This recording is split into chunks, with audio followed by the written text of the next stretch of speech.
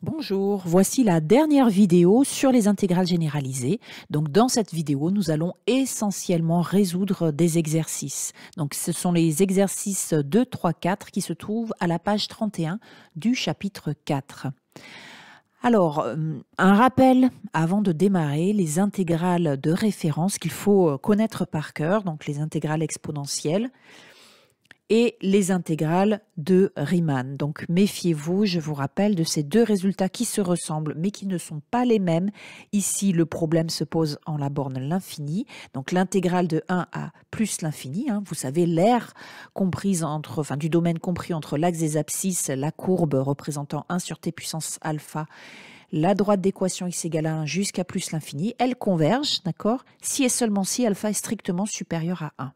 Et cette aire, comprise entre x égale 0 et x égale à 1, les droites d'équation x égale 0 et x égale 1, elles convergent si et seulement si alpha est strictement inférieur à 1. D'accord ? Le résultat 3 est moins souvent utilisé. Autre chose, dans cet exercice 2, nous allons appliquer le théorème de comparaison. Donc, vous avez ici les hypothèses. F et G sont deux fonctions localement intégrables et positives sur l'intervalle AB ouvert en B. Donc, le problème se pose en B. D'accord ? F et G sont rangés dans cet ordre. Si l'intégrale de G converge, alors l'intégrale de F, qui est plus petite que l'intégrale de G, converge également. C'est logique. Si cette fois-ci l'intégrale de F diverge, alors l'intégrale de G, qui est plus grande, va diverger également, compte tenu du fait qu'il s'agit ici de deux intégrales positives. Passons aux exercices, mais avant, un rappel, là encore, sur l'échelle des fonctions usuelles. Donc, vous devez connaître ce résultat. Méfiez-vous ici, entre 0 et 1, les fonctions puissances ne sont pas rangées dans le même ordre qu'entre 1 et plus l'infini, forcément. Alors, premier exercice, vous vous mettez sur pause puis sur play pour avoir la solution. Alors, la solution, donc ici, je vous explique. Première intégrale. Le problème se pose où? Eh bien, en plus l'infini. Pourquoi? Parce que la fonction 1 sur t puissance 4 plus cos carré de t est continue. Il s'agit en fait, au dénominateur, nous avons la somme de deux fonctions continues, et puis on inverse une fonction continue qui est non nulle sur l'intervalle 1 plus l'infini, fermé en 1, donc il n'y a pas de problème en toutes les valeurs de cet intervalle, et donc l'intégrale généralisée ici va se poser en plus l'infini. Alors, donc, on nous parle du théorème de comparaison, donc appliquons-le. Ici, vous savez que cosinus carré de t est positif, forcément, le carré de tout nombre réel est positif, donc t puissance 4 plus cos carré de t est supérieur ou égal à t puissance 4. On inverse cette inégalité, on change le sens, et on obtient ici 1 sur t puissance 4. On connaît la nature de l'intégrale de Riemann 1 sur t puissance 4 sur l'intervalle 1 plus l'infini. Elle converge. Alors, d'après le théorème de comparaison, l'intégrale de la fonction f, ici, converge. Donc, vous voyez qu'on a pu conclure avec le théorème de comparaison puisque on a obtenu ici notre fonction f qui est plus petite qu'une fonction g dont l'intégrale converge. Si on avait obtenu une intégrale ici de Riemann divergente, nous n'aurions pas pu conclure. Voilà la difficulté de ce théorème. Passons à la deuxième intégrale. Alors, dans cette deuxième intégrale, vous voyez que la borne qui pose problème, c'est la borne infinie. Et seulement la borne infinie.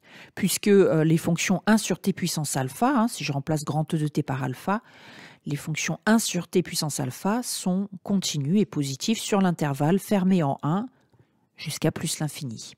Alors maintenant, je vais vous expliquer pourquoi j'ai utilisé ici la relation de Schall et pourquoi j'ai scindé en deux l'intégrale j. Voyons la fonction partie entière. L'intégrale, donc je rappelle ici, il s'agit de l'intégrale de 1 à plus l'infini de 1 sur t puissance la partie entière de t. Voilà, c'est cette intégrale-là dont je cherche la nature. Alors, vous allez comprendre, je vous rappelle, peut-être, avant de comprendre quoi que ce soit, que ici, les intégrales de Riemann en 1 sur t puissance alpha convergent sur l'intervalle 0 plus l'infini si et seulement si alpha est strictement supérieur à 1. Si on regarde la représentation graphique de la partie entière sur l'intervalle 1 plus l'infini, eh bien la partie entière de t va être supérieure ou égale à 1. Et maintenant, si j'applique la fonction puissance, t puissance e de t va donc être supérieur ou égal à t puissance 1. J'inverse et j'obtiens ce résultat-là. Est-ce que je peux conclure avec le théorème de comparaison? L'intégrale de Riemann, 1 sur t, diverge. J'ai donc la fonction f de t qui est plus petite qu'une fonction 1 sur t, dont l'intégrale diverge. Je ne peux pas conclure avec le théorème de comparaison. Donc là, je suis bloqué. Voilà pourquoi je me suis dit, bien plutôt que de travailler sur l'intervalle 1 plus l'infini, je vais travailler sur l'intervalle 2 plus l'infini. Ah oui, mais vous allez me dire, oui, mais ce n'est pas l'énoncé. Oui, mais à ce moment-là, après, je vais appliquer Schall. Et je vais donc pouvoir écrire que mon intégrale de départ, c'est l'intégrale de 1 à 2 plus l'intégrale de 2 à plus l'infini. Sur l'intervalle 1, 2, il n'y a aucun problème puisque la fonction est continue sur l'intervalle fermé 1, 2, donc elle est intégrable sur ce même intervalle. Donc cette première intégrale converge. Et la deuxième, eh bien la deuxième, je vais pouvoir appliquer cette fois-ci le théorème de comparaison. Pourquoi? Ben regardez bien, ici en fait, je travaille sur l'intervalle 2 plus l'infini. Donc la partie entière sur l'intervalle 2 plus l'infini, d'accord, la partie entière va être supérieure ou égale à 2. Donc t puissance e de t va être supérieur ou égal à t puissance 2. Et j'inverse. Comme l'intégrale de Riemann 1 sur t carré converge cette fois-ci, eh bien, je vais pouvoir conclure grâce au théorème de comparaison, puisque j'ai une fonction f plus petite qu'une fonction 1 sur t carré, dont l'intégrale généralisée sur 1 plus l'infini converge. Donc, je peux conclure que l'intégrale de f de t dt converge. Alors, ici, en fait, l'intégrale de Riemann, le résultat que nous avions démontré, l'intégrale de Riemann sur 1 plus l'infini, eh bien, j'obtiens le même résultat sur l'intervalle 2 plus l'infini. Je vous l'ai expliqué précédemment dans l'exercice, la première intégrale. Voilà. Donc, voilà comment j'obtiens mon résultat final. La somme de deux intégrales convergentes converge. Voilà. Donc ici, je reviens en arrière. Voilà donc la rédaction. Donc J est la somme de deux intégrales. La première ne pose aucun problème, d'accord, puisqu'il s'agit d'une fonction continue sur un intervalle fermé, donc elle est intégrable. Et pour la deuxième, eh bien, je peux appliquer. Alors, j'ai dû le rédiger après, par la suite. Voilà. Donc, je peux appliquer ici le théorème de comparaison sans aucun problème. Voilà, donc conclusion, J converge, comme étant la somme de deux intégrales convergentes. Allez, nous passons à l'intégrale suivante. Si vous ne l'aviez pas étudiée, je vous conseille de mettre sur pause puis sur play pour avoir la solution. Alors, l'intégrale sur l'intervalle 1 plus l'infini de ln de x sur x carré. Alors, la fonction x qui a pour image ln de x sur x carré est continue et positive sur l'intervalle 1 plus l'infini. Elle est continue puisqu'il s'agit du quotient de deux fonctions continues, ln de x et x carré. Donc, pas de problème sur l'intervalle, bien sûr, 1 plus l'infini. Donc, le problème ne se pose ici qu'en plus l'infini. Alors, eh bien, vous vous rappelez, je vous ai dit précédemment qu'il vous fallait connaître l'échelle de grandeur des fonctions logarithmes, fonctions puissance et exponentielles. Donc, ln de x est plus petite que racine carrée de x pour toute valeur de x supérieure ou égale à 1. Donc, c'est ce résultat-là que nous allons pouvoir appliquer ici. D'accord, donc ln de x, voilà. Et donc, il ne nous reste plus qu'à multiplier tout par 1 sur x carré, qui est un nombre positif, donc on ne change pas le sens de l'inégalité. On simplifie par racine carrée de x. X fois racine carrée de x, c'est égal à x puissance 3 demi. 3 demi est supérieur à 1, d'accord, c'est votre alpha qui est supérieur à 1. Donc, l'intégrale de Riemann, 1 sur x puissance 3 demi converge. Et d'après le théorème de comparaison, eh bien, l'intégrale de ln de x sur x carré sur l'intervalle 1 plus l'infini converge. Voilà. Allez, passons à l'intégrale numéro 3. Alors ici, attention, on a changé d'intervalle. Il s'agit de l'intervalle 0,1. ln de x sur x cube. Ah ah, cette fois-ci, elle n'est pas définie en 0. Donc le problème va se poser en 0. Donc la fonction ln de x sur x cube est continue sur l'intervalle ouvert en 0 et fermé en 1. Donc elle va être localement intégrable sur ce même intervalle. Elle est, cette fois-ci, attention, elle est négative, elle est de signe constant. Donc on va utiliser en fait cette fois-ci l'opposé. On va étudier la nature de l'opposé de grand L, qui va être donc cette fois-ci l'intégrale généralisée d'une fonction positive. Quand x varie entre 0 et 1, moins ln de x, on peut aussi écrire qu'il s'agit de ln de 1 sur x.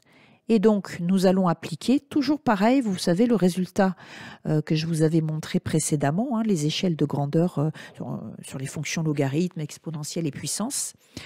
Voilà, donc si vous voulez, pour faciliter le travail, j'ai fait un changement de variable ici pour que ce soit plus clair. J'ai posé grand X égale à 1 sur X. Donc, comme petit x est compris entre 0 et 1, grand X va être plus grand que 1. Donc, plus grand que 1, sur la représentation graphique, on comprend bien que le logarithme de grand X va être plus grand que la fonction 1 sur X puissance alpha, quel que soit le alpha. Il ne reste plus qu'à choisir le bon alpha, si je puis dire. Donc ici, ln de 1 sur X va être plus grand que x puissance petit x. Hein. Attention, là, j'ai refait le changement de variable, hein, d'accord? Voilà, je suis revenu en petit x. Donc, petit x puissance 2, puisqu'il s'agissait de l'inverse de 1 sur x au carré. Et maintenant, voilà, je n'ai plus qu'à tout diviser par x au cube, ou si vous voulez, multiplier par 1 sur x au cube, qui va être positif, forcément. Hein. Nous travaillons sur l'intervalle 0,1 ici. Alors, donc, maintenant, je n'ai plus qu'à choisir mon alpha. Alors, compte tenu du fait que ici, ma fonction f de x est plus grande que 1 sur x puissance quelque chose, pour pouvoir conclure avec le théorème de comparaison, il faudrait que j'ai ici une intégrale de Riemann sur l'intervalle 0,1 en 1 sur x puissance quelque chose, qui soit divergente. Or, je connais le résultat. L'intégrale de Riemann, je vais mettre bêta ici, hein, pour ne pas faire interférence avec le alpha que j'avais écrit précédemment. Donc, cette intégrale de Riemann, elle converge si et seulement si alpha est inférieur strictement à 1. Donc, elle diverge lorsque alpha est supérieur ou égal à 1. Donc ici, en fait, voilà pourquoi j'ai choisi alpha égale à 2. Parce que de ce fait, comme j'avais x cube au dénominateur, eh bien, en simplifiant, ça donne du 1 sur x. L'intégrale de 1 sur x diverge. Donc, d'après le théorème de comparaison, l'intégrale de moins ln de x sur x cube diverge. Et il en est de même pour la toute première intégrale qui est son opposé. J'aurais éventuellement pu choisir un autre alpha ici, hein, que 2. Hein. Voilà, j'aurais pu par exemple choisir, je sais pas moi, 0,5. Donc si je choisissais 0,5, à ce moment-là, j'avais 1 sur x puissance 2,5. Et le alpha étant supérieur à 1, l'intégrale diverge. Je rappelle que c'est sur l'intervalle 0, hein, attention. Hein, d'accord? Donc l'intégrale diverge. Et là, j'obtenais la même conclusion. Voilà, donc nous pouvons passer à l'exercice suivant. Donc là, je vais remettre comme c'était précédemment, parce que c'est quand même plus simple. Et c'est parti. Alors, l'intégrale grand M. Ici, il s'agit de la fonction x carré sur exponentielle x plus ln de x. Donc cette fonction, elle est positive. Elle est continue sur l'intervalle d'intégration qui est 2 plus l'infini. Donc le problème qui va se poser et uniquement en la borne plus l'infini. Donc, on va, vous connaissez, hein, je vous en ai parlé tout à l'heure, l'échelle de grandeur des fonctions, puissance et exponentielle. Voilà, donc vous savez que la fonction exponentielle x, on dit domine toutes les fonctions puissance. On dit aussi que les fonctions puissance sont négligeables devant la fonction exponentielle pour les grandes valeurs de x positives, c'est-à-dire à partir de 1 en fait. Donc, revenons à notre exercice ici. Voilà, donc on va choisir en fait, pareil, un peu comme tout à l'heure, on va choisir un alpha de façon à pouvoir en fait plus facilement conclure avec le théorème de comparaison. Donc ici, on va remplacer au dénominateur exponentielle x, enfin on va le remplacer, on va disons le minorer par x puissance alpha. D'accord? Donc ici, on ajoute ln de x qui est un nombre positif, hein, puisqu'on travaille sur l'intervalle 2 plus l'infini. C'est toujours supérieur à x puissance alpha. On inverse, donc le sens de l'inégalité change. On multiplie par x au carré qui est positif. Donc on obtient ici x carré divisé par x puissance alpha. Et pour choisir, après c'est un travail à faire au brouillon, pour choisir quel alpha prendre, eh bien, on se rappelle du résultat sur les intégrales de Riemann sur l'intervalle 1 plus l'infini. Eh bien, elles convergent si et seulement si alpha est strictement supérieur à 1. Donc voilà pourquoi j'ai choisi alpha égale à 4, parce qu'après, avec la simplification, x carré sur x puissance alpha donne 1 sur x carré. Et l'intégrale de 1 sur x carré converge. Ma fonction de départ est plus petite que la fonction 1 sur x carré dont l'intégrale généralisée converge, donc l'intégrale grand M converge d'après le théorème de comparaison. J'aurais pu choisir une autre valeur que 4. Moi j'ai choisi 4 parce que c'était plus simple, il me semble. Voilà, d'accord? Allez, exercice suivant.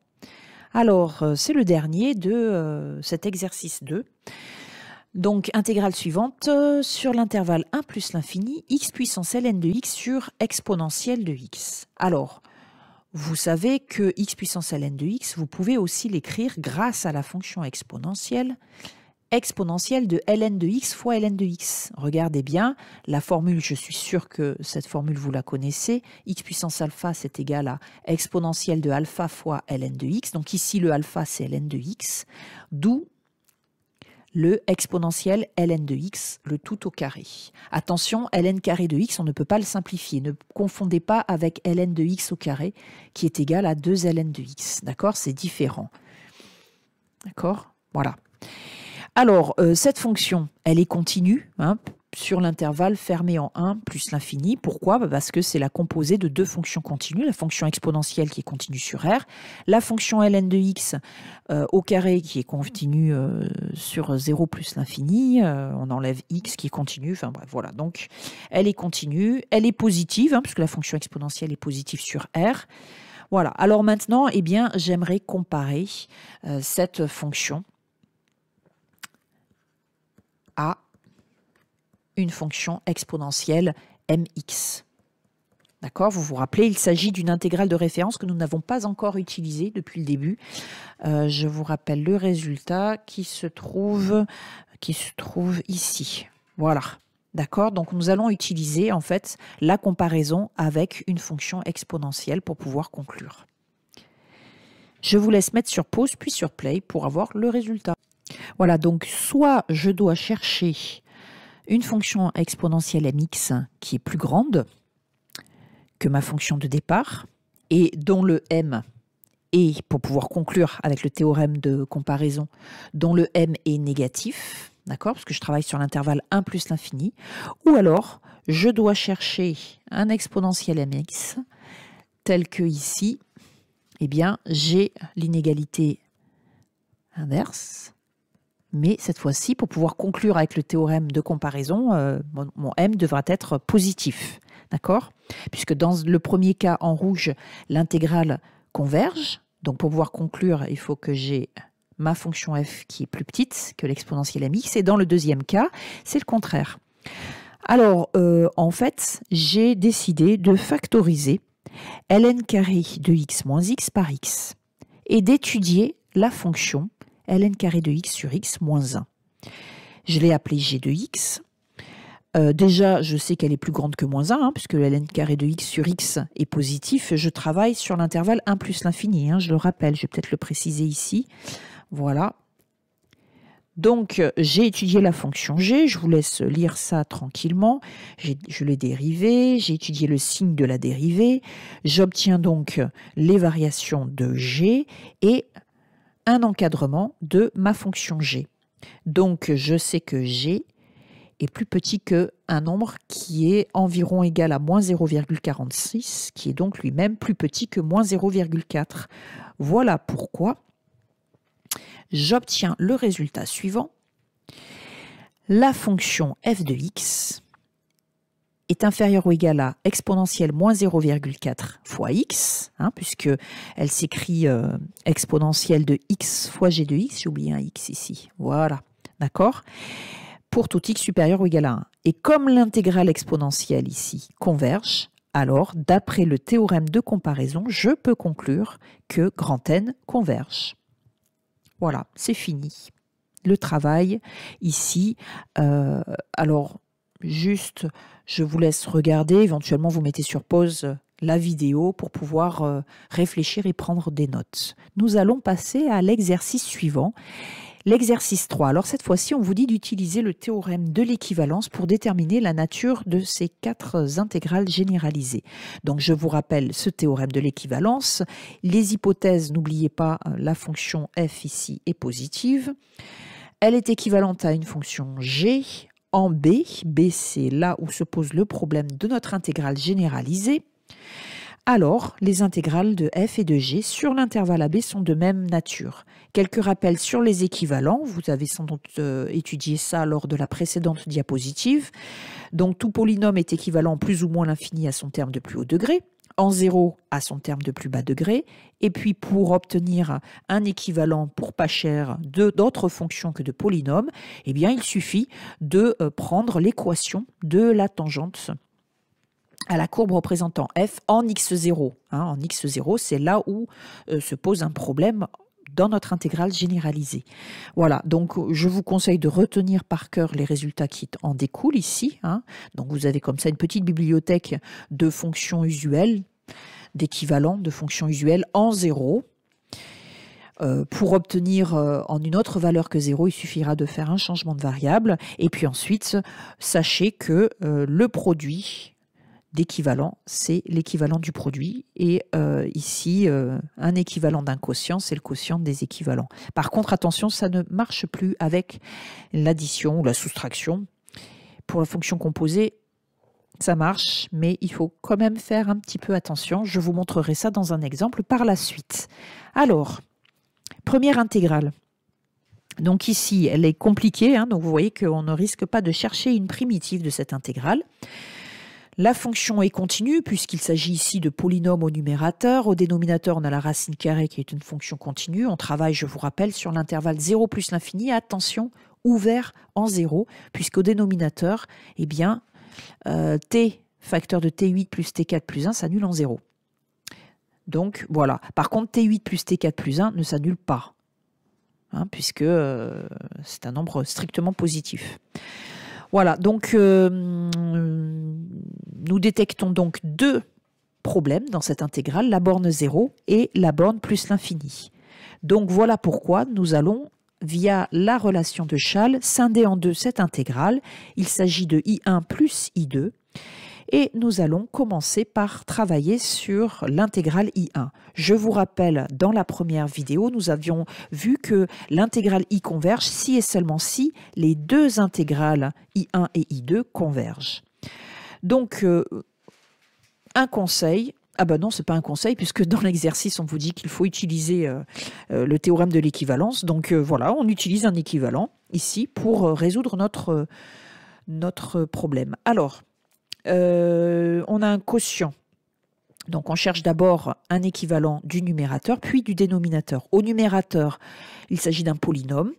Donc en 0, eh bien, on va prendre le terme de plus bas degré comme équivalent. Donc ici, le terme de plus bas degré, c'est moins 1, le tout à la puissance 4, ce qui fait 1. Au dénominateur, pareil, terme de plus bas degré.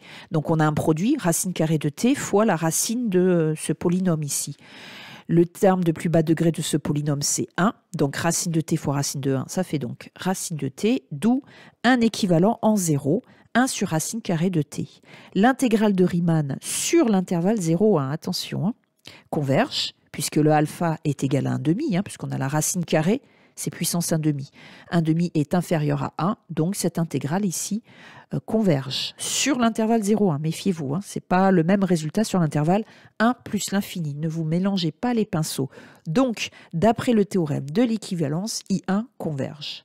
Passons maintenant à I2. Donc I2, cette fois-ci, le problème se pose en plus l'infini, donc on cherche un équivalent en plus l'infini cette fois-ci. D'accord? Pour I1, le problème se posait en 0, donc on a cherché un équivalent en 0. Pour I2, le problème se pose en plus l'infini, on cherche donc un équivalent en plus l'infini. Cette fois-ci, nous allons donc prendre les termes de plus haut degré. Donc ici, nous avons 2t à la puissance 4, ça fait 2 puissance 4 fois t puissance 4, c'est-à-dire 16 fois t puissance 4.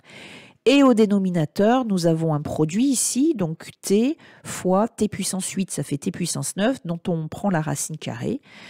Ce qui fait racine carrée de t puissance 9, c'est t puissance 9 demi, moins la puissance 4 du numérateur. On obtient donc 16 sur racine carrée de t. L'intégrale de Riemann sur l'intervalle 1 plus l'infini dt sur racine de t diverge. Donc, d'après le théorème de l'équivalence, eh bien, l'intégrale de f de t sur l'intervalle 1 plus l'infini diverge. Donc, ça veut dire que I2 diverge. Eh bien, à ce moment-là, notre intégrale grand I diverge. Bien, passons à l'intégrale J. Alors, pour l'intégrale J, il s'agit de la fonction ln de 1 plus x sur racine carrée de 1 moins x carré que nous intégrons sur l'intervalle 0,1. Alors, la fonction logarithme est continue sur R plus étoile. Donc ici, l'intervalle, c'est 0,1. Mais comme nous avons ln de 1 plus x appartient à l'intervalle 1 plus l'infini. Donc la fonction ln de 1 plus x est continue sur l'intervalle fermé en 0 et puis fermé en 1 aussi. Au dénominateur, nous avons la racine carrée de 1 moins x carré, qui est une fonction continue sur l'intervalle 0,1, et comme elle s'annule en x égale à 1, de ce fait, ici, notre intervalle 0,1 est ouvert en 1. Elle est positive, cette fonction ln de 1 plus x sur racine carrée de 1 moins x carré. Donc le seul problème qui se pose, c'est en 1, en la borne 1. D'accord? Donc nous allons chercher un équivalent de la fonction f de x en 1. Alors pour cela, eh bien attention, parce que nos équivalences de référence se font en 0. Donc il va falloir poser un changement de variable. Alors pour l'instant, le logarithme, c'est pas lui qui pose vraiment problème, hein, puisque en fait c'est le dénominateur qui fait que le problème se pose en 1 dans notre intégrale généralisée. Donc pour l'instant, nous allons dire qu'un équivalent de ln de 1 plus x en 1, c'est ln de 2. D'accord? C'est-à-dire ln de 1 plus 1, c'est-à-dire ln de 2. C'est le premier terme dans l'équation de la tangente. Voilà, alors là, ici, j'ai écrit 1 moins puisque nous sommes sur l'intervalle 0,1, donc x tend vers 1 par valeur inférieure à 1. Et maintenant, nous allons rechercher un équivalent en 1 de racine carrée de 1 moins x carré. Donc, soit nous écrivons l'équation de la tangente à la courbe représentant racine carrée de 1 moins x carré en 1, soit nous allons utiliser un équivalent qui est écrit ici, de racine carrée de 1 plus t en 0. Pour cela, eh bien, il nous faut faire un changement de variable. Donc on pose x égale à grand X plus 1. Grand X tend alors vers 0 moins. Si petit x tend vers 1 moins, grand X tend vers 0 moins. Donc on cherche un équivalent en 0 moins de racine carrée de, bien ici on remplace petit x par grand X plus 1, et après simplification, nous obtenons moins grand X carré moins 2 grand X. Alors, pour trouver un équivalent en 0, et afin d'utiliser notre équivalent appris par cœur en 0, eh bien, on va d'abord factoriser. Vous voyez, on peut factoriser, donc tant qu'on peut, on le fait. par moins x ici, sous le radical. Ensuite, la racine carrée d'un produit, c'est le produit des racines carrées. Ne soyez pas étonnés ici d'avoir la racine carrée de moins x, puisque x tend vers 0 moins, donc x est négatif. Donc ça ne pose pas de problème d'avoir la racine carrée de moins x ici. Alors ensuite, pour ici faire appel à cette formule, nous allons factoriser par 2. Parce que vous voyez qu'ici, sous le radical, nous avons grand X plus 2. Et dans la formule, c'est T plus 1 quand T tend vers 0. Donc, on factorise par 2. À nouveau, nous appliquons la formule racine carrée d'un produit, c'est le produit des racines carrées. Et là, maintenant, nous sommes proches de la formule. Et pour cela, on va faire à nouveau un changement de variable. Vous voyez, on va poser T égale à grand X sur 2. Donc, à ce moment-là, T va tendre vers 0 moins, en fait, si vous voulez. Et la racine carrée de 1 plus x carré, si on remplace dans la formule précédente, tous les t par grand X sur 2, ça va faire ici 1 demi fois grand X sur 2, c'est-à-dire 1 quart de grand X. Donc, on récapitule. Un équivalent de moins grand X carré, enfin racine carrée de moins grand X carré moins 2x, en 0 moins. C'est donc égal à, donc je vous rappelle que nous avions factorisé par racine carrée de 2 fois racine carrée de moins x. Donc on retrouve cette expression ici, facteur 2, 1 plus 1 quart de grand X. Alors maintenant, nous refaisons le changement de variable en inverse. Donc je vous rappelle que nous cherchions un équivalent en 1 moins de la racine carrée de 1 moins x carré. Donc ça donne... Ici, nous faisons on fait le changement de variable ici inverse. Alors, attendez, je vais vous mettre un peu de détail quand même. Donc là, en fait, si je développe ici, ça va donner racine carrée de moins x plus racine de 2 sur 4 fois racine de moins x fois x. Ce terme-là, pour l'instant, on va le laisser de côté. Pourquoi ? Éventuellement, on l'utilisera si besoin est. Mais là, pour l'instant, on va simplifier. On va prendre le moins de termes possible dans notre équivalent. Et puis après, si besoin est, on rajoute ce terme qu'on a mis de côté ici. Donc, ça donne, je remplace grand X. Je vous rappelle, grand X, c'est en fait petit x moins 1. Donc, je remplace grand X par petit x moins 1. Donc, ça fait ici l'opposé, c'est 1 moins x. Et voilà un équivalent de racine de 1 moins x carré en 1 moins. Donc, notre fonction f de x, ici, va être équivalente en 1 moins à ln de 2 sur racine de 2 fois racine carrée de 1 moins x. Alors, connaît-on la nature de l'intégrale de cette nouvelle fonction sur l'intervalle 0,1 ? Eh bien oui, parce que, je vous rappelle, c'est le troisième résultat des intégrales de Riemann. Voilà, le voici ce résultat. L'intégrale sur AB de dx sur b moins x puissance alpha converge si et seulement si alpha est strictement inférieur à 1. Donc nous, notre fonction, elle est équivalente à, alors ln de 2 sur racine de 2, c'est juste un coefficient, ce n'est pas un problème. Donc on va avoir 1 sur 1 moins x à la puissance 1 demi. Donc le alpha, c'est 1 demi. Le b, si vous voulez, c'est 1. D'accord ? Voilà. Et donc, comme alpha est strictement inférieur à 1, cette intégrale converge. Et d'après le théorème de l'équivalence, l'intégrale de 0 à 1 de ln de 1 plus x sur racine carrée de 1 moins x carré dx converge. Donc, nous avons réussi à résoudre la nature de cette intégrale généralisée sans, vous voyez, avoir besoin ici de ce terme dans les équivalents. Et ici, pour ln de 1 plus x, ln de 2 nous a suffi. Donc, c'est pour ça que je vous disais, lors du rappel sur les équivalents de fonctions en 0 ou en x0, souvent, les termes d'ordre 1 nous suffisent pour pouvoir résoudre nos problèmes d'intégrale généralisée, en tout cas. Alors, passons à l'exercice suivant. L'intégrale grand K.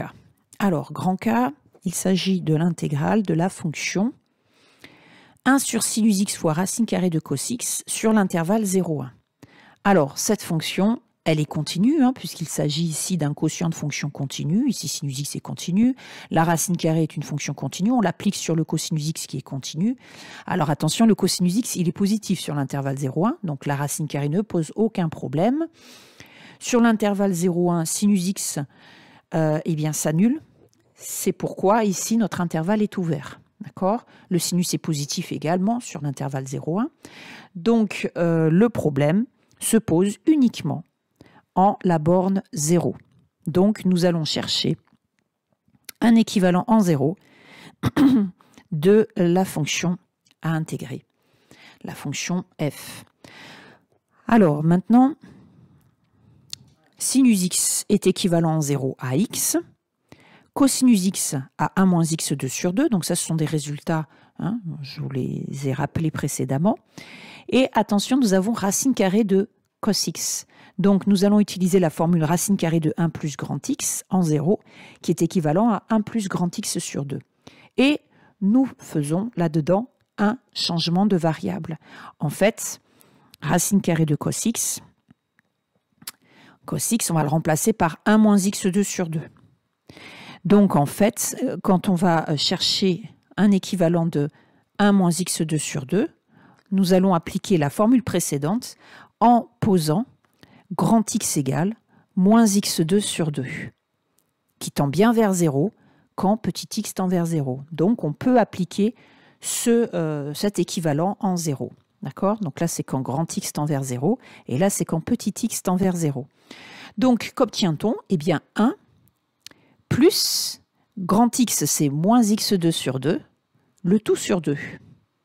Ce qui donne le résultat qui est affiché ici. 1 moins x2 sur 4 est un équivalent en 0 de racine carrée de cos x.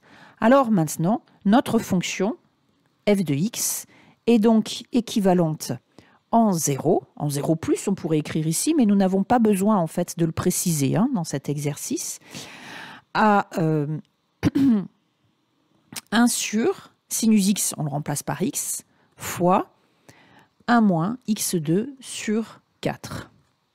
Ici, on distribue, ça fait 1 sur x moins x cube sur 4, et un équivalent en 0 de cette expression, eh bien au dénominateur, nous avons un polynôme, donc nous prenons le terme de plus bas degré, et voilà pourquoi ici, nous obtenons 1 sur x. Et cela va nous suffire pour pouvoir conclure dans cet exercice sur la nature de l'intégrale généralisée. En effet, l'intégrale de Riemann de 1 sur x sur l'intervalle 0,1 diverge, et d'après le théorème de l'équivalence, l'intégrale grand K va donc diverger elle aussi. Alors l'intégrale maintenant, l'intégrale grand L. L'intégrale grand L, c'est l'intégrale sur l'intervalle 0,2 de x puissance alpha facteur de 1 moins exponentielle moins 1 sur racine carrée de x dx. Alors ici, alpha, nous n'avons aucune information sur alpha, il peut être positif, négatif, un nombre réel en fait. Et on a aussi du 1 sur racine carrée de x ici, donc il faut que x soit non nul, voilà pourquoi il y a un problème dans cette intégrale généralisée. Est-ce qu'il y a une autre valeur qui pose problème? Eh bien non. Hein, donc la fonction x puissance alpha est continue sur l'intervalle 0,2, ouvert en 0 parce que alpha peut être éventuellement négatif, et 1 moins exponentielle moins 1 sur racine carrée de x, eh bien c'est pareil. Voilà pourquoi cette fonction ici, qui est sous le symbole intégral, est continue, et elle est positive aussi, sur l'intervalle 0,2, ouvert en 0. Donc le problème ici, dans cette intégrale, se pose en 0. Donc nous allons chercher un équivalent en 0 de x puissance alpha, facteur de 1 moins exponentielle moins 1 sur racine carrée de x. Alors, nous connaissons bien un équivalent de exponentielle x en 0. C'est 1 plus grand x. Sauf que ici, notre grand x, ce serait 1 sur racine de x. Et comme racine de x tend vers 0, 1 sur racine de x tend vers plus l'infini. Donc nous ne pouvons pas utiliser cet équivalent ici. Alors comment faire? Eh bien, c'est un équivalent en fait de exponentielle grand x en l'infini qu'il nous faudrait. Donc c'est mal parti. Alors qu'est-ce qu'on fait? Eh bien en fait, on va tout simplement calculer la limite de l'exponentielle quand x tend vers 0, 0 plus, hein, puisque nous sommes sur l'intervalle 0,2, ça fait 0. Donc finalement, tout simplement, cette parenthèse-là, elle tend vers 1 quand x tend vers 0. Donc un équivalent de x puissance alpha facteur de cette parenthèse en 0, c'est donc x puissance alpha. Donc ici, j'ai écrit la justification, si vous préférez. Je vous rappelle que deux fonctions sont équivalentes en 0, par exemple, si et seulement si la limite de leur quotient en 0 vaut 1. C'est le cas ici. Voilà. Donc, je récapitule. Nous avons l'intégrale sur 0,2 de la fonction f de x. Et cette fonction f de x, en 0, là où ça pose problème, est équivalente à x puissance alpha. Donc nous allons pouvoir utiliser le résultat des intégrales de Riemann. Alors, les intégrales sont de même nature.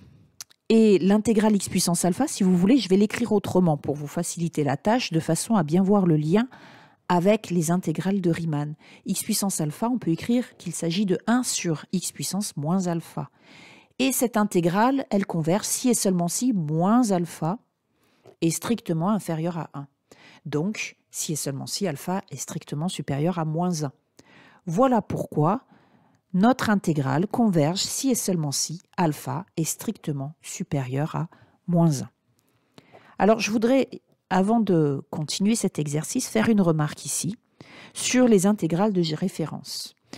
Donc, nous avons vu que l'intégrale sur 0,1 de 1 sur t puissance alpha converge si et seulement si alpha est strictement inférieur à 1. Eh bien, si nous avons, comme c'est le cas dans cet exercice, l'intégrale de 0 à 1000, enfin ici c'est jusqu'à 2, mais bon, vous avez compris ce que je veux dire, la borne supérieure, c'est pas 1, c'est 2, 50, 1000, 3000, ce que vous voulez. Eh bien, la nature va être la même. Pourquoi la nature de cette intégrale? Parce que, en fait, par Chasles, ça va être l'intégrale de 0 à 1 plus l'intégrale de 1 à 1000. Que se passe-t-il de 1 à 1000? Il ne se passe rien, en fait. Enfin, j'entends par là que l'intégrale converge tout naturellement, puisque la fonction 1 sur t puissance alpha est continue sur l'intervalle fermé 1, 1000, donc intégrable. Donc ça veut dire que cette intégrale ici, elle converge, tout simplement. Et ici, elle va converger si et seulement si alpha est strictement inférieur à 1. Donc finalement, nous obtenons le même résultat que pour l'intégrale de référence, ci-dessus. L'intégrale de 0 à 1000 de 1 sur t puissance alpha converge si et seulement si alpha est strictement inférieur à 1. Il en va de même pour les intégrales de Riemann. Si j'ai l'intégrale de Riemann, vous savez que sur l'intervalle 1 plus l'infini, elle converge si et seulement si alpha est strictement supérieur à 1. Eh bien, si j'ai l'intégrale de 1000 à plus l'infini de dt sur t puissance alpha, il en sera de même. D'accord? Puisque, en fait, dans ces deux intégrales, le problème se passe en plus l'infini et seulement en plus l'infini. Donc, ces deux intégrales vont être de même nature. Voilà, c'était juste une remarque pour que ça ne vous perturbe pas si jamais je vous parle d'intégrale de Riemann et que la borne ici, 1, ici et là, est autre chose, c'est-à-dire 2, 3, 1000, pi, ce que vous voulez, à partir du moment où eh bien, ce n'est pas un point de discontinuité ou bien où la fonction n'est pas définie. Ce qui se fait qu'en 0 ou en l'infini. Alors, nous passons maintenant à l'exercice 4. Alors, dans cet exercice, on vous demande de déterminer la nature des intégrales généralisées suivantes sans préciser quel théorème utiliser. Donc, attention, il va vous falloir d'abord savoir s'il s'agit d'une intégrale de fonction positive. Dans ce cas-là, vous pourrez utiliser soit le théorème de comparaison, soit le théorème de l'équivalence. Et s'il s'agit d'une intégrale de fonction de signe non constant, eh bien, il va falloir passer par l'intégrale de la valeur absolue. Alors, première intégrale, je vous laisse mettre sur pause, puis sur play pour avoir la solution. Alors, pour l'intégrale grand I, la fonction t au carré sur exponentielle t-1, l'intervalle d'intégration, c'est 0 plus l'infini. Donc, cette fonction, c'est le quotient de deux fonctions continues sur R. Attention au dénominateur, exponentielle t-1 est nul si et seulement si t égale à 0. Voilà pourquoi cette fonction est continue et positive D'accord, t carré est positif, hein, exponentielle t moins 1 est positif au-dessus de 0. Donc sur l'intervalle ouvert en 0 et évidemment la borne plus l'infini. Donc cette intégrale présente deux problèmes, en plus l'infini et en 0. Avec la relation de Schall, nous allons donc l'écrire comme somme de deux intégrales. L'une toujours de la même fonction, mais sur l'intervalle 0,1, le problème sera alors en 0, et l'autre sur l'intervalle 1 plus l'infini, le problème sera alors en plus l'infini. Alors, comme elle est positive, cette fonction f, nous allons pouvoir utiliser soit le théorème de comparaison, soit l'équivalence, soit les deux. Donc on essaie en priorité l'équivalence, et si ça ne marche pas, le théorème de comparaison qui est plus délicat à appliquer. Alors ici, un équivalent de f de t en 0. Donc au numérateur t carré, nous allons le garder. Et au dénominateur, exponentielle t moins 1, je vous rappelle que exponentielle t est équivalente en 0 à 1 plus t. Donc ici, ça se simplifie, t carré sur t donne t.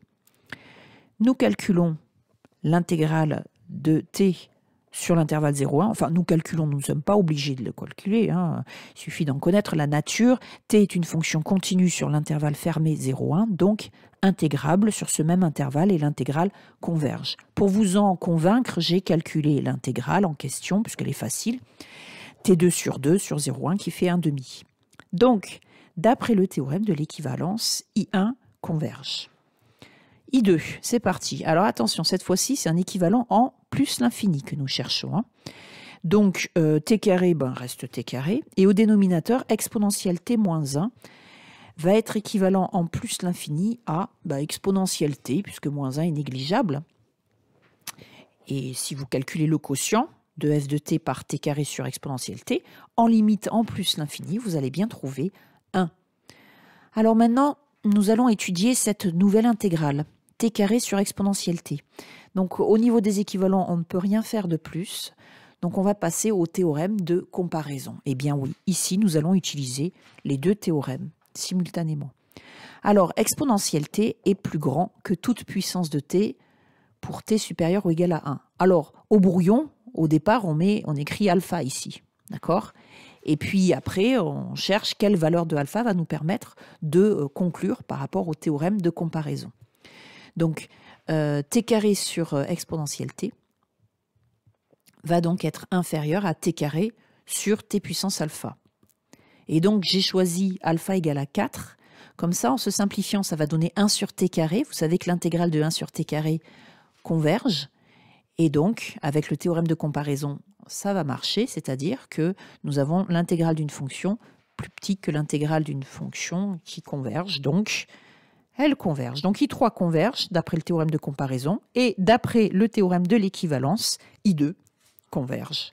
Finalement, grand I, c'est la somme de deux intégrales convergentes, hein. Elle est donc convergente, c'est ce que j'avais écrit ici dès le départ. Allez, la suivante, intégrale grand J. Alors, pour l'intégrale grand J, 1 moins cosinus t sur t au carré. Alors, il va se poser là encore deux problèmes, en 0 et en plus l'infini. Cette fonction est continue et positive. Et nous allons donc, avec la relation de Schall, couper en deux cette intégrale. Pour l'intégrale J1, le problème se posant en 0, nous cherchons un équivalent en 0 de notre fonction f. Alors, ce n'est pas bien compliqué, puisque nous savons que cosinus t est équivalente en 0 à 1 moins t carré sur 2. Donc, 1 moins cosinus t va être équivalente à t carré sur 2. Nous n'avons plus qu'à tout diviser par t au carré. On obtient 1,5. 1,5, c'est une constante, c'est une fonction continue sur l'intervalle fermé 0,1, donc intégrable. Nul besoin de la calculer pour savoir qu'elle converge. Donc, d'après le théorème de l'équivalence, J1 converge. Passons à J2. Le problème se pose en plus l'infini, donc on va chercher un équivalent à l'infini. Mais en fait, cosinus t en l'infini, un équivalent, on ne va pas trouver si facilement que ça, on ne va pas trouver même. Donc, on va plutôt procéder par comparaison. Cosinus t, nous savons que c'est une fonction comprise entre moins 1 et 1. Donc ensuite, 1 moins cosinus t sur t au carré, compris entre 0 et 2 fois 1 sur t carré. L'intégrale de 1 sur t carré sur 1 plus l'infini converge. Donc ici, grâce au théorème de comparaison, nous allons pouvoir conclure. Alors ici, le coefficient 2 ne pose pas de problème, hein, puisque 2 fois l'intégrale de 1 à plus l'infini d'une intégrale convergente est convergente. Voilà, donc nous pouvons conclure que J2 converge. Alors pourquoi j'ai écrit ça? Ça c'était pour, d'après le théorème de comparaison, J2 converge. Donc J converge. Intégrale K. Alors il s'agit de la fonction 1 sur racine quatrième de x facteur de 1 moins x le tout au cube, que l'on peut aussi écrire x puissance 1 quart fois 1 moins x puissance 3 quarts. Donc ici, deux problèmes se posent dans cette intégrale, en 0 et en 1, puisque en 0, le dénominateur s'annule et en 1 également. Donc il s'agit d'une fonction continue et positive sur cet intervalle ouvert 0, 1.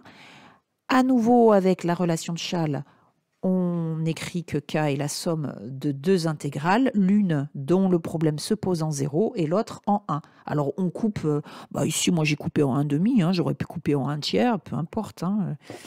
Ce n'est pas cette valeur-là qui va poser problème, c'est celle qui est soit en bas, soit en haut, ici 0 ou 1. Allez, donc pour la première intégrale, on cherche un équivalent en 0. Donc ici, en 0, ici voilà, on ne va pas s'embêter, 1 moins x puissance 3 quarts tend vers 1. Quand x tend vers 0. Donc voilà, hein, un équivalent, qu'est-ce qu'on cherche en fait? On cherche à se rapprocher des intégrales de Riemann ou des intégrales exponentielles. Voilà, donc sur l'intervalle 0, 1, elles convergent si et seulement si alpha est strictement inférieur à 1. Donc pareil sur l'intervalle, pareil sur l'intervalle 0, 1,5. On a le même résultat. Voilà, donc d'après le théorème de l'équivalence, K1 converge. Alors maintenant, pour K2, on va chercher cette fois-ci un équivalent en 1. En 1 moins, j'ai écrit, puisque nous travaillons dans l'intervalle 1,5, 1. Alors, eh bien ici, on va appliquer un peu le même raisonnement que précédemment, c'est-à-dire que le x puissance 5 quart, il va tendre vers 1. Donc un équivalent tout simple, ça va être 1 sur 1 moins x puissance 3 quarts. Et puis après, nous appliquons le troisième résultat de l'intégrale de Riemann. Vous vous rappelez, hein, l'intégrale de a à b de 1 sur b moins x puissance alpha converge si et seulement si alpha est strictement inférieur à 1. Donc ici, alpha, c'est 3 quarts, qui est donc inférieur à 1. Ah, du coup, j'ai fait une erreur. Donc, elle converge, cette intégrale. Voilà, elle converge. Et donc, d'après le théorème de l'équivalence, K2 converge. Donc, K1 plus K2 converge. Voilà, j'avais fait une erreur ici au départ. Allez, nous passons à l'intégrale grand M. Et il s'agit de sinus x sur racine carrée de x sur l'intervalle 0 plus l'infini. Alors, deux problèmes là aussi, hein. En 0, puisque le dénominateur s'annule en 0, et en plus l'infini, tout naturellement. Donc, relation de Schall, nous avons deux intégrales m1 et m2. La fonction sinus x sur racine carrée de x est continue sur l'intervalle 0 plus l'infini. Par contre, là, attention, parce que le sinus x sur l'intervalle 1 plus l'infini va avoir un signe non constant. Donc, sur l'intervalle 1 plus l'infini, il va falloir appliquer le théorème de la convergence absolue. Sur l'intervalle 0,1, par contre, pas de souci. Hein, cette fonction sinus x, elle est positive sur 0,1. On cherche donc un équivalent en 0. Sinus x est équivalent à x en 0. On simplifie. Il ne nous reste plus que racine carrée de x, qui est une fonction continue sur l'intervalle fermé 0,1. Elle est donc convergente et M1 converge d'après le théorème de l'équivalence. Passons à l'intégrale M2 qui est de signe quelconque. Donc nous allons travailler avec l'intégrale de la valeur absolue de f. C'est le théorème de convergence absolue que nous essayons d'appliquer ici. Si l'intégrale de la valeur absolue de f converge, alors l'intégrale de f converge. Donc valeur absolue de f de x. Eh bien, nous allons procéder par comparaison, puisqu'un équivalent de sinus x en l'infini, nous n'en avons pas. Hein, puisque c'est une fonction qui oscille indéfiniment entre moins 1 et 1, donc il est impossible de trouver un équivalent en l'infini. Par contre, on sait que sinus x est compris entre moins 1 et 1, donc la valeur absolue de sinus x est inférieure ou égale à 1. D'où valeur absolue de f de x inférieure ou égale à 1 sur racine carrée de x, l'intégrale sur l'intervalle 1 plus l'infini de 1 sur racine carrée de x diverge, et alors là, eh bien là, on ne peut pas conclure avec le théorème de comparaison, parce que nous avons une fonction plus petite que 1 sur racine carrée de x, et l'intégrale de 1 sur racine carrée de x diverge, donc on ne peut pas conclure avec le théorème de comparaison. Alors nous allons suivre l'indication qui est donnée dans l'exercice. Je ne sais pas si vous avez vu, il y a une indication. On propose de passer par une intégration par partie. Alors, M2 de grand X, et oui, parce que si j'applique la formule intégration par partie, il ne faut plus avoir cette borne infinie. Donc je vais écrire M2 de grand X, et vous savez que M2, ce sera alors la limite quand grand X tend vers plus l'infini de M2 de grand X, comme nous l'avions vu dans la première vidéo. Alors, intégration par partie. Que vais-je choisir pour U et pour V'? Je vous rappelle quand même la formule. Primitive, enfin intégrale de UV', c'est crochet UV moins l'intégrale de U'V sur l'intervalle AB. Hein. Voilà. Donc, qui va jouer le rôle de U, qui va jouer le rôle de V'? Alors, vous vous rappelez peut-être du moyen mnémotechnique dont je vous avais à parler, pour ceux qui ont suivi ce chapitre, ALP. Donc, ici, nous avons une fonction sinusoïde, et par contre, 1 sur racine carrée de x, eh bien, c'est pas de l'arc sinus, de l'arc cos, c'est pas du logarithme népérien, c'est pas du polynôme, c'est pas de l'exponentielle. Donc, le moyen mnémotechnique ne fonctionne pas ici. Voilà pourquoi, eh bien, nous travaillons au brouillon. Donc, par exemple, je vais choisir, pour commencer, u égale à sinus x et v' égale à 1 sur racine carrée de x. Donc, je dérive, le sinus, ça fait cos, j'intègre le 1 sur racine carrée de x, ça fait 2 racine carrée de x, j'applique la formule d'intégration par partie, et voilà ce que j'obtiens. Et ici, je tombe sur cette intégrale-là. Ça veut dire qu'il va falloir que je détermine la nature de l'intégrale généralisée de cos x fois racine carrée de x dx. Et alors là, ça va être un peu compliqué. On ne voit pas trop comment trouver un équivalent ici, ou même par le théorème de comparaison. Ça va vous essayer au brouillon, hein, vous allez voir que ça ne fonctionne pas. Donc, je vais essayer l'autre choix pour U et pour V'.